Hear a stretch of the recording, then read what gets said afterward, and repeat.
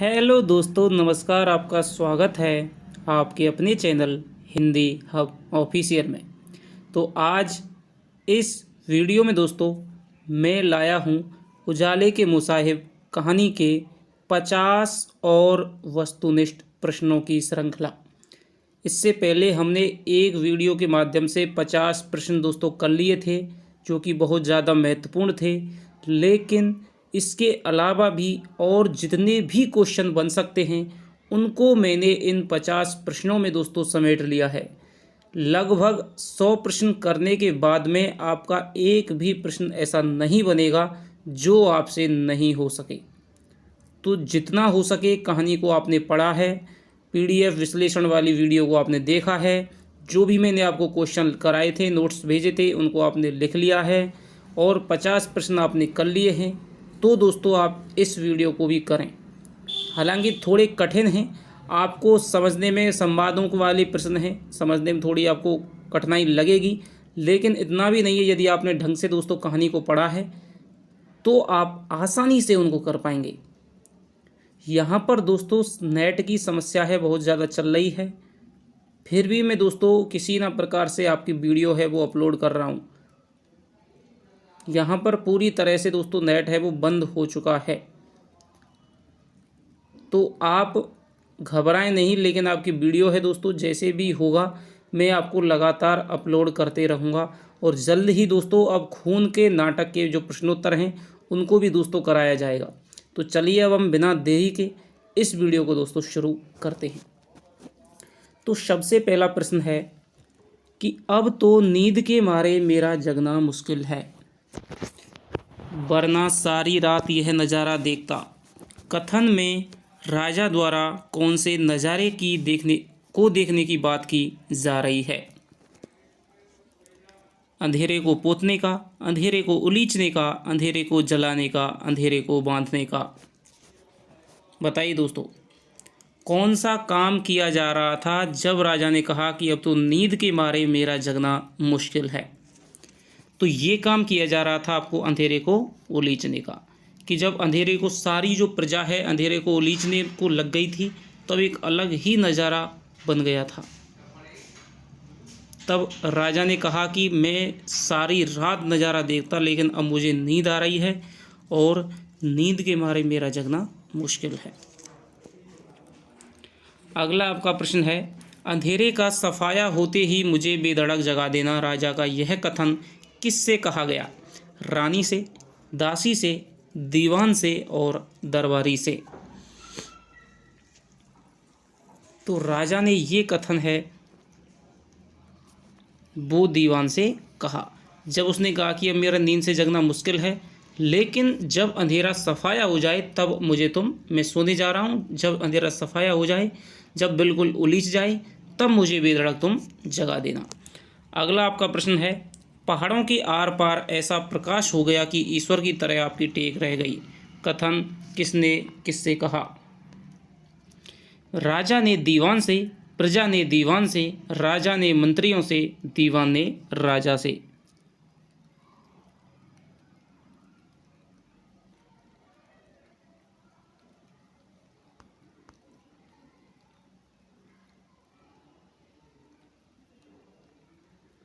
बताइए दोस्तों, जितने भी आपके प्रश्न सही होते हैं तो आप उनको कमेंट में दोस्तों लिख करके बताना कि कितने क्वेश्चन आपके सही होते हैं।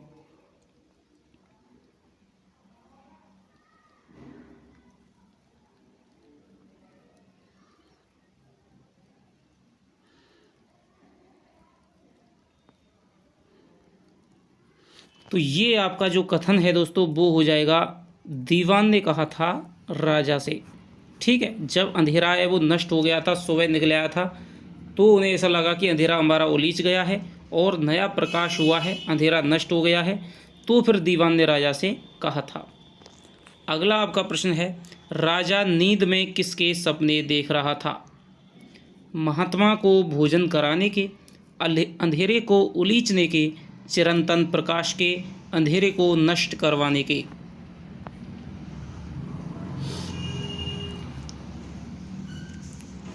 तो जैसे ही दीवान इस कथन को कहता है तो वो राजा को कहने के लिए पहुंचता है, तो राजा उस समय सो रहा था, ठीक है, और वो कह रहा है, कहानी में आया है कि हुजूर तो चिरंतन प्रकाश के सपने देख रहे थे। तो चिरंतन प्रकाश के सपने को देख रहा था। यह असली और सच्चा प्रकाश है, मानो कुदरत प्रमुदित होकर मुस्कुरा रही हो। कथन किसके द्वारा कहा गया? राजा ने, दीवान ने, समस्त मंत्रियों ने और प्रजा ने।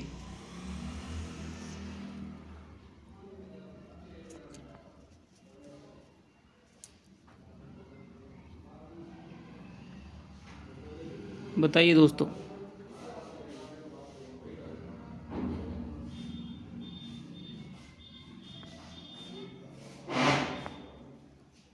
तो ये आपके समस्त मंत्रियों ने कहा था।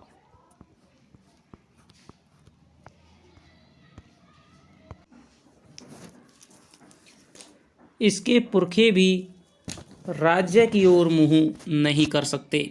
कथन किसने किससे कहा? राजा ने दीवान से, दीवान ने राजा रत्न से, दीवान ने राजा से और राजा ने रत्न से। बताइए दोस्तों। क्योंकि इस कहानी में जितने भी दोस्तों आपके महत्वपूर्ण ज़्यादा प्रश्न बनेंगे, अन्य गहराई के प्रश्न बनेंगे, वो आपके सारे के सारे संवादों से बनने वाले हैं।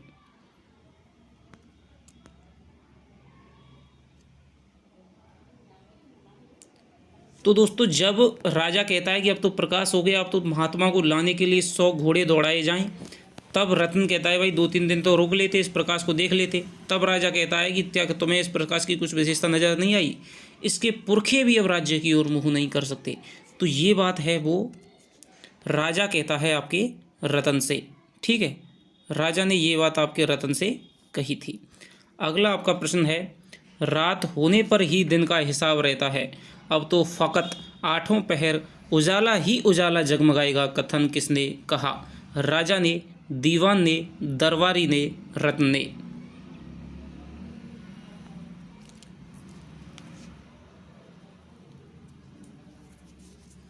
तो ये बात है दोस्तों दूसरे रत्न ने कही थी।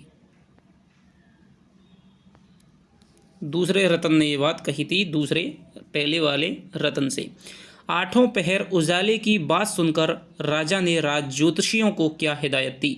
नक्षत्र की जानकारी देने की, घड़ियों के हिसाब से वार तिथि का लेखा जोखा रखने की, 7 दिन का मौन व्रत ना धारण करने की और भीम तालाब में 7 गड्ढे खोदने की।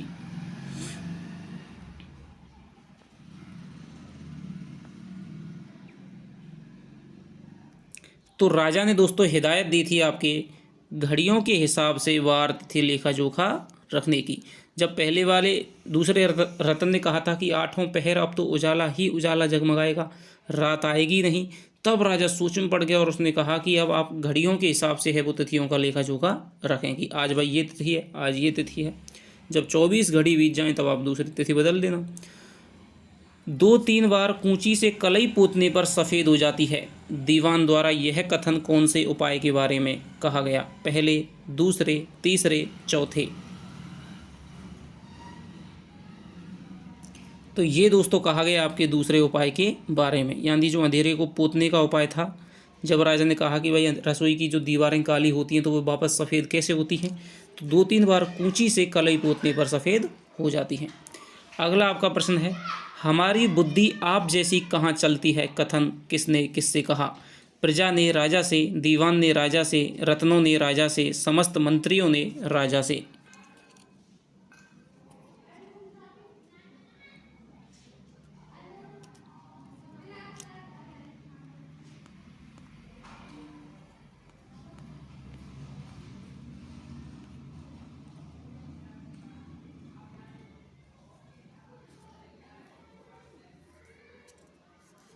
तो ये दोस्तों आपके कहा था आपके दीवान ने राजा से, ठीक है। जब दीवान कहता है कि भाई 2-3 बार कलई पोतने से दीवार वापस सफ़ेद हो जाती है, तब राजा कहता है कि अब भी नहीं समझे कि मैं क्या कहना चाह रहा हूँ। तो ये दूसरे उपाय के संदर्भ में दीवान राजा से कहता है। सूरज की धूप को भी मात करे ऐसी पुताई। कथन कौन से उपाय के संदर्भ में कहा गया है? पहले, दूसरे, तीसरे और चौथे।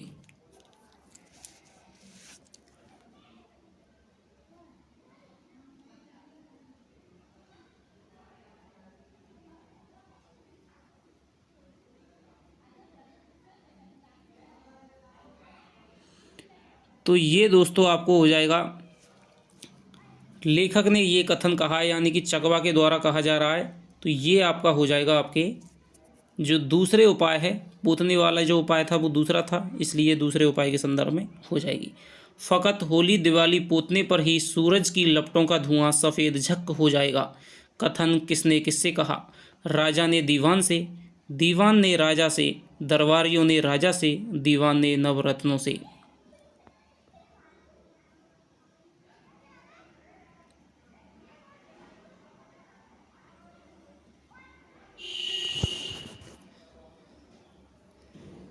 तो दोस्तों ये जो उपाय है वो आपके दीवान ने राजा से कहा था। अगला आपका प्रश्न है, राजा को बहुत अभिमान किस चीज़ पर था? अपने राज्य पर, अपने अकूत खजाने पर, अपनी बुद्धि बल पर और अपने नवरत्नों और दीवान पर। तो आसान सा क्वेश्चन है, आपके अपने नवरत्नों और दीवान पर राजा को बहुत ज़्यादा अभिमान था। पुताई ज़्यादा कर दी कथन राजा ने किससे कहा? प्रजा से, दीवान से, रतन से, समस्त मंत्रियों से। तो ये जो कथन है राजा ने कहा था आपके दीवान से। ये कथन राजा ने दीवान से कहा था। अगला है, पहली बार भूल हो ही जाती है, आगे से ध्यान रखना। राजा के उक्त कथन के अनुसार क्या भूल हो गई थी?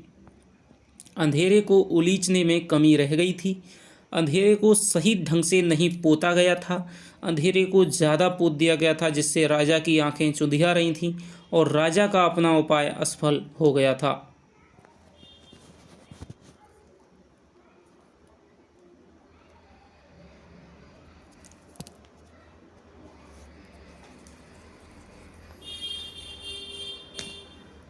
तो इसका उत्तर है दोस्तों, अंधेरे को ज़्यादा पोत दिया था जिससे राजा की आंखें चुंधिया रही थी। ठीक है। अगला आपका प्रश्न है, अच्छी तरह ध्यान रखने से किसी काम में खोट नहीं रहती। कथन किसने किससे कहा? राजा ने, दीवान ने। कथन किसने कहा था? राजा ने, दीवान ने, रतन ने, जैन मुनि ने।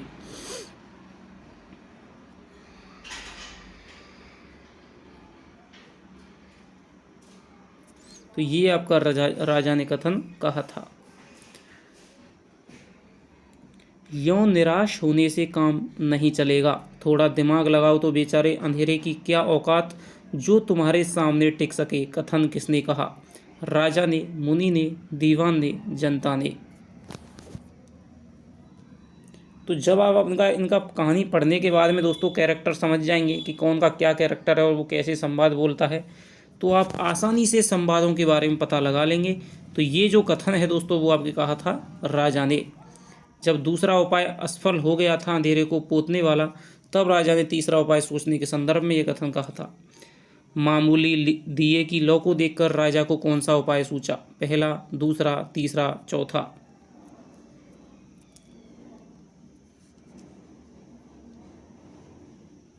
तो मामूली दिए को तीसरा उपाय दोस्तों सूझा था। अगला हो जाएंगे, आप समझाएं और हम ना समझें, ये कैसे हो सकता है? कथन किससे कहा गया? राजा, दीवान, मंत्री, जनता।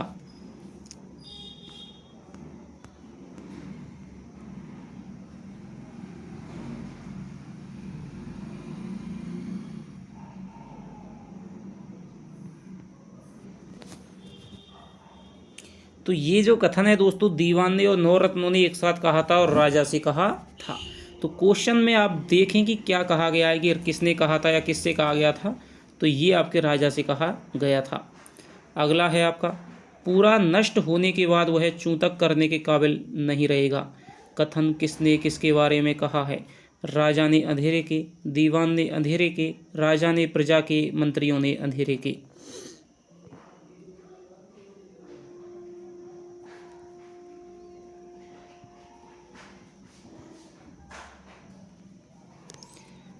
तो ये जो बात है दोस्तों राजा ने अंधेरे के बारे में कही है।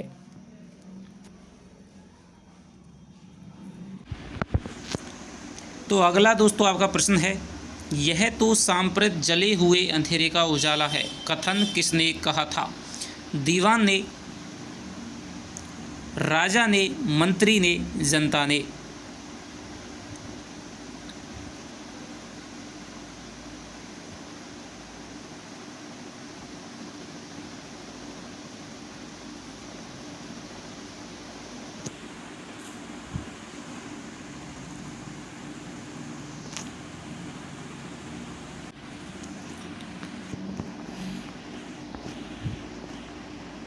तो दोस्तों ये आपका कथन हो जाएगा आपके दीवान का।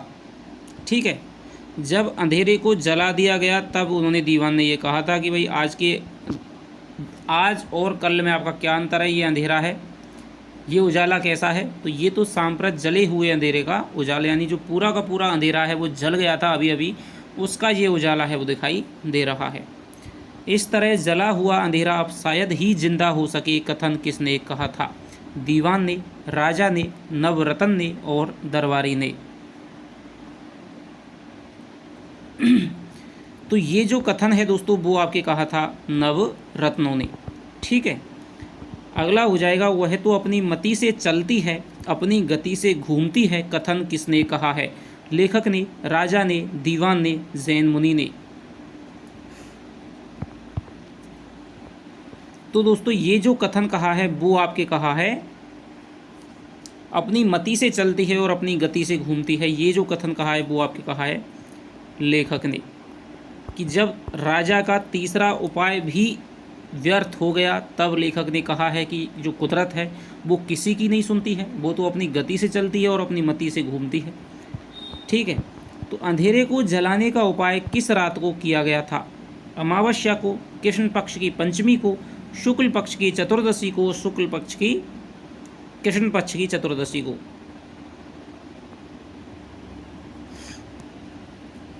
तो ये क्वेश्चन है दोस्तों वो आपका सीधे सीधे इस कहानी में नहीं दे रखा है, लगभग 2-3 बार पढ़ा तब तक तो मेरी समझ में ही नहीं आया।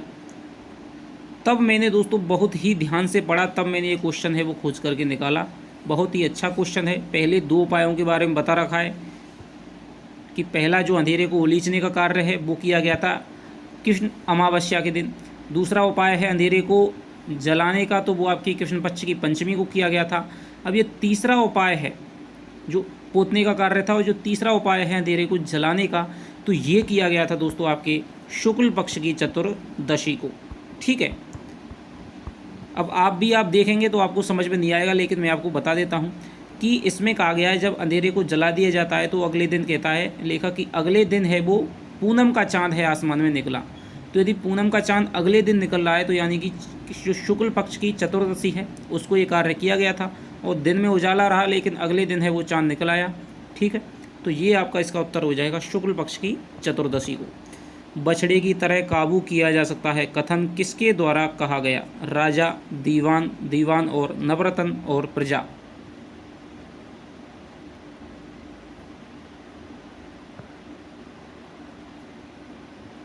तो ये जो कथन है वो आपके कहा गया था दोस्तों दीवान और नवरत्नों को। हाथी को देख करके जिस तरह राजा को चौथा उपाय सूझा था, उसने सोचा कि हाथी को बांध करके बंद किया जा सकता है, नहीं किया जा सकता है सांकलों से, तो वो कहता है कि बछड़े की तरह काबू किया जा सकता है। हाथी को बछड़े की तरह बांधने के दृष्टांत द्वारा राजा को कौन सा उपाय सूझा? चौथा, तीसरा, दूसरा, पहला।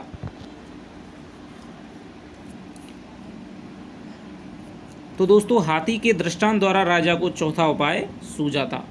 ठीक है, हुजूर के तपतेज की तुलना में बेचारे सूरज की क्या औकात? दीवान का यह कथन उसकी किस विशेषता को प्रदर्शित करता है? अभिमान, उदारता, गुणग्राहकता, चाटुकारता। तो दीवान का ये कथन है वो राजा के किसी गुण को नहीं, ठीक है, दीवान के किसी अभिमान को नहीं बल्कि उसकी चाटुकारता को प्रदर्शित करता है, जो कि राजा का सबसे बड़ा चापलूस था। कौन सा उपाय करने पर राजा अंधेरे के सामने पस्त हुआ? पहला, दूसरा, तीसरा, चौथा।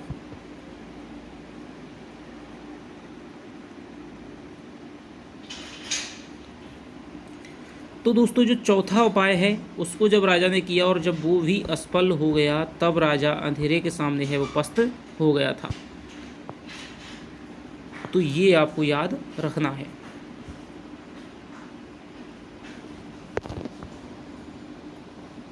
आपको चारों के चारों उपाय चारों के कारण कि किस किस के माध्यम से वो कारण है राजा के दिमाग में सूझे थे, और चारों किस किस दिन किए गए थे, ये आपको याद रखना है। अगला है दोस्तों आपका, सूरज की किरणों को ना बांध पाने पर राजा ने किसको बुलाया? पंडितों को, दीवान को, नवरत्नों को, जैन मुनि को।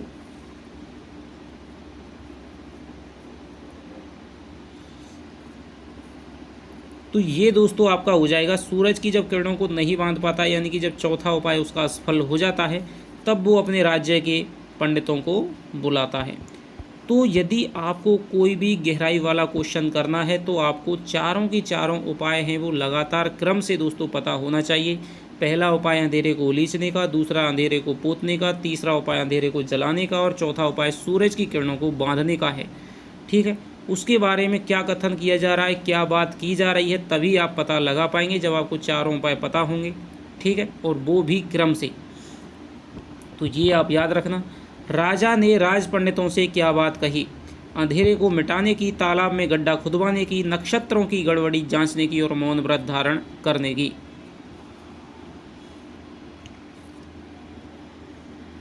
तो राजा ने दोस्तों राज पंडितों से कहा था कि भाई आज तक मेरा कोई भी उपाय व्यर्थ नहीं गया है, आज कैसे चले गई? तो अब मेरे नक्षत्रों में कोई ना कोई गड़बड़ी है, तो ये नक्षत्रों की गड़बड़ी है जांचने की बात कही थी। पंडितों ने राजा को कितने दिन का अखंड मौन करने की बात कही? 3 दिन, 5 दिन, 7 दिन, 11 दिन।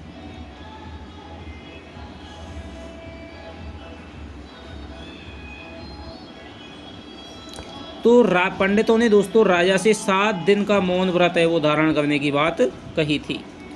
मेरा तो पेट ही फट जाएगा कथन किसने किससे कहा? राजा ने दीवान से, राजा ने पंडितों से, दीवान ने पंडितों से, और राजा ने स्वयं से। तो दोस्तों ये जो कथन है वो कहा था राजा ने पंडितों से। जब पंडित कहते हैं कि भाई आपको तो 7 दिन का मौन है वो धारण करना पड़ेगा, तभी आपके उपाय हैं वो सफल होंगे, तब राजा कहता है कि मेरा तो पेट ही फट जाएगा। यानी राजा है दोस्तों उनमें वाचालता ज़्यादा थी, हर समय बोलता रहता था, कुछ ना कुछ सोचता रहता था। तो इसके माध्यम से यही बताया गया है कि वो 7 दिन का मौन भी नहीं धारण कर सकता था। अगला है, नंदी का स्वर्ण दान तो हमेशा पंडितों को दिया जाता है, कथन किसने किससे कहा? राजा ने पंडितों से, दीवान ने राजा से, पंडितों ने राजा से, और दीवान ने पंडितों से। तो ये जो कथन है दोस्तों वो कहा है आपके पंडितों ने राजा से। जब पंडित कहते हैं कि आपको भाई दान करना पड़ेगा, ठीक है, सोने के नंदी के बराबर, तो राजा कहता है कि इसको गरीब गुरबों को, तब पंडित कहते हैं नहीं नहीं नहीं, गरीब परवर, जो नंदी का स्वर्ण दान है वो तो हमेशा पंडितों को किया जाता है, क्योंकि भाई बहुत बड़ा होता है नंदी। शंकर जैसा औघड़ पिता और पार्वती जैसी ममतामयी माँ, कथन किसने कहा? राजा ने, पंडितों ने, दीवान ने, इनमें से कोई नहीं। तो ये जो कथन है वो आपके कहा था राजा ने। जब राजा कहता है कि भाई गणेश भगवान में कौन से कम हैं, ठीक है, तो उनके बारे में कहा गया है। पंडितों ने कहाँ राजा से घोंसला खुदवाने की बात कही? राजमहल में, उद्यान में, भीम तालाब में, और जंगल में।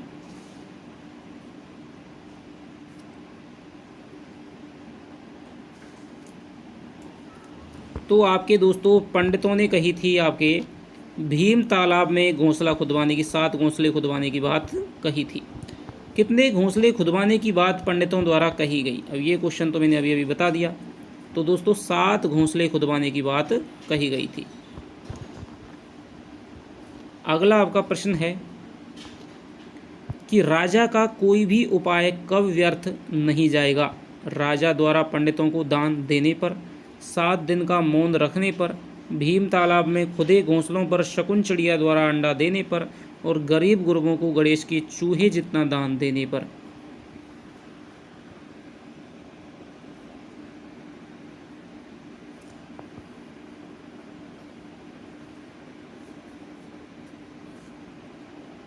तो इसका जो उत्तर हो जाएगा दोस्तों वो हो जाएगा भीम तालाब में खुदे घोंसलों पर शकुन चिड़िया द्वारा अंडे देने पर। पंडित कहते हैं कि भाई जब आप भीम तालाब में 7 घोंसले खुदवाइए, और जब उन 7 घोंसलों में जब शकुन चिड़िया अंडे देगी तब आपका कोई भी उपाय है वो व्यर्थ नहीं जाएगा। तो पंडित समझ गए कि भाई ये राजा है वो मानने वाला नहीं है, बड़ा ही महामूर्ख है, इसको ऐसे उलझा के रखना चाहिए ताकि इसकी जो बुद्धि है एक ही काम में लगे रहे, इसका कोई भी उपाय है वो सफल ना हो। तो ये अनाप शनाप वो बातें बता देते हैं जो कभी भी संभव नहीं हो, क्योंकि तालाब में ना तो कभी घोंसला खुदवाया जा सकता और पानी के भीतर है वो शकुन चिड़िया अंडे नहीं दे सकती है। सूरज को हथेली में खिलाने और चांद को ठोकर से उछालने की बात किसके द्वारा किससे कही गई? पंडितों ने जनता से, दीवान ने राजा से, पंडितों ने राजा से और राजा ने पंडितों से।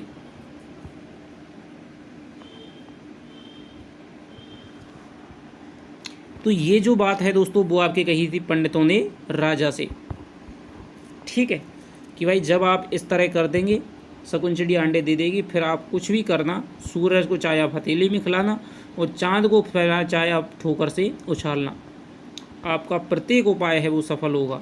राजा का कौन सा उपाय आज भी लगातार जारी है? अंधेरे को उलीचने का, अंधेरे को पोतने का, सूरज की किरणों को बांधने का और भीम तालाब में गड्ढे खोदने का। तो दोस्तों भीम तालाब में गड्ढे खोदने का उपाय है वो आज भी जारी है।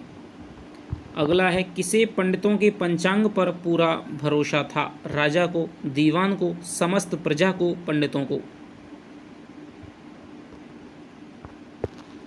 तो दोस्तों राजा को है वो पंडितों के पंचांग पर पूरा भरोसा था, इसीलिए आज तक है वो उपाय चल रहा है। मैं राजा के शानदार सपनों का सुराग लगा लूँगा, यह तो उसके जागते समय की कहानी है, कथन किसने कहा? दीवान ने, पंडितों ने, जैन मुनि ने, इनमें से कोई नहीं।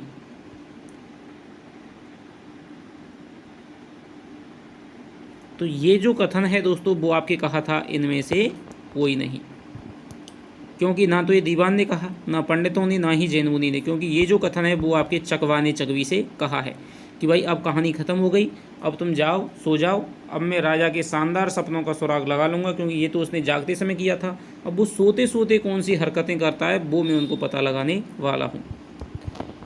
विजयदान देथा की किस रचना को साहित्य अकादमी पुरस्कार से नवाजा गया था? अब कुछ प्रश्न आपके लेखक परिचय से। अलेखुन हिटलर, टीडोराप, वातारी फुलवारी और पहेली और चरणदास चोर। तो आपने यदि दोस्तों मेरा लिखाया हुआ सारा का सारा लेखक परिचय पढ़ा है, बहुत ही विस्तार से मैंने लिखाया है, जो कि आपके जीके में भी मददगार होगा, ठीक है। यदि आपके विजयदान देथा से प्रश्न आता है तो विजयदान देथा है उनका जो रचना थी वातारी फुलवारी 14 खंडों में, ठीक है। इसके 10वें खंड को है वो साहित्य अकादमी पुरस्कार 1974 में प्रदान किया गया था। अगला है, बिज्जी की किस कहानी पर अमोल पालेकर ने पहेली फिल्म बनाई? बताइए। तो बिज्जी की दोस्तों कहानी थी आपके, बिज्जी यानी कि विजयदान देथा, तो इनकी कहानी थी आपके दुविधा। दुविधा कहानी पर दोस्तों एक तो आपकी दुविधा फिल्म बनी थी, और 2005 में अमोल पालेकर ने जो शाहरुख खान है और रानी मुखर्जी के द्वारा अभिनय से अभिनीत पहेली नामक फिल्म है वो बनाई थी, जो कि राजस्थान के प्रवेश में चित्रित है। नहीं देखी हो तो आपने देखना। निम्न में से किस पत्रिका के संपादन से विजयदान देथा का संबंध नहीं है? प्रेरणा, परंपरा, रूपम और मरुधरा। तो दोस्तों प्रेरणा से संबंध है, परंपरा से संबंध है, रूपम से संबंध है, मरुधरा है दोस्तों इससे कोई भी संबंध नहीं है। उजाले की मुसाहिब कहानी कब लिखी गई? 2000, 1995, 1998, 2002। तो ये जो कहानी है दोस्तों वो आपके लिखी गई थी 1998 में, ठीक है। रविवार के दिन 1998 में ये कहानी लिखी गई थी, लेकिन जो उजाले के मुसाहिब कहानी संग्रह है वो आपके 2000 में प्रकाशित हुआ था। अगला आपका प्रश्न है, कहानी में प्रयुक्त मुसाहिब शब्द का सही अर्थ क्या है? नौकर, मन बहलाने वाला व्यक्ति, पराधीन व्यक्ति, उजाले की खोज करने वाला।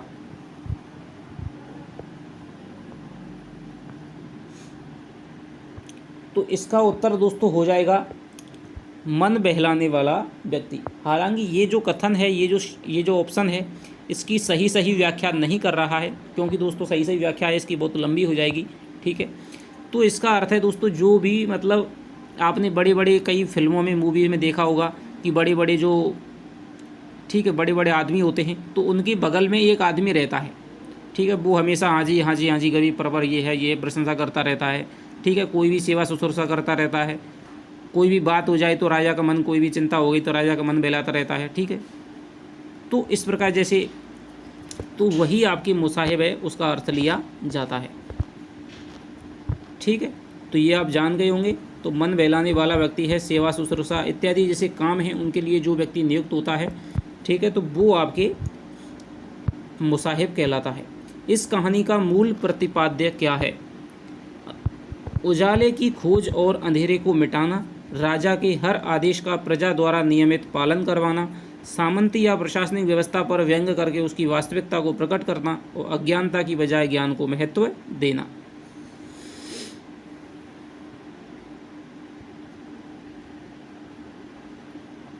तो इस कहानी के दोस्तों 5-7 तो आपके बेसिक प्रश्न हैं तथ्यात्मक।